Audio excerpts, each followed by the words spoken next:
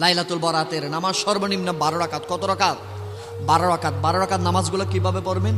2 রাকাত করে নফল নামাজের নিয়ম। প্রথমে সূরা ফাতিহা, তারপরে সূরা কদর, ইন্না আনজালনাহু ফি লাইলাতিল কদরি।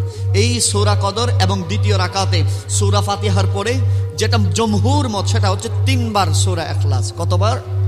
3 বার সূরা ইখলাস। এইভাবে 2 নিয়তে মোট 12 রাকাত নামাজ। কত রাকাত? 12 রাকাত নামাজ। প্রতিটা 4 রাকাত পর পরে দুরূদ শরীফ পড়বেন, অথবা আল্লাহুম্মা ইন্নাকা আফুবুন তুহিব্বুল আফওয়া ফাআফু আন্নী ইয়া গফুর ইয়া গাফফার ইয়া রাব্বাল আলামিন, এই দোয়াটি পড়বেন। এইভাবে যদি 12 রাকাত সর্বনিম্ন নামাজ পড়েন, আমার আল্লাহ সে ব্যক্তির 100 বছরের গুনাহ মাফ করে দিবেন।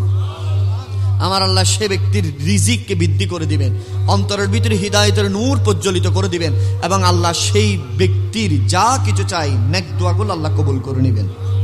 আমরা পারবো ইনশা। আরো জোরে বলেন ইনশা। আমরা শবে বারাতে রোজা রাখবো, বলেন ইনশা। আমরা পারবো নি? পারবো। শবে বারাতে কি রাখবেন? আরো জোরে বলেন। শবে বারাতে রোজা রাখবেন। রোজা রেখে কিছু আমল আছে। রোজা রাখার পরে বেশি বেশি দান খায়রাত করবেন, রোজা রাখার পরে বেশি বেশি ইস্তেগফার করবেন, রোজা রাখার পরে বেশি বেশি আল্লাহকে ডাকবেন, বলেন ইনশা।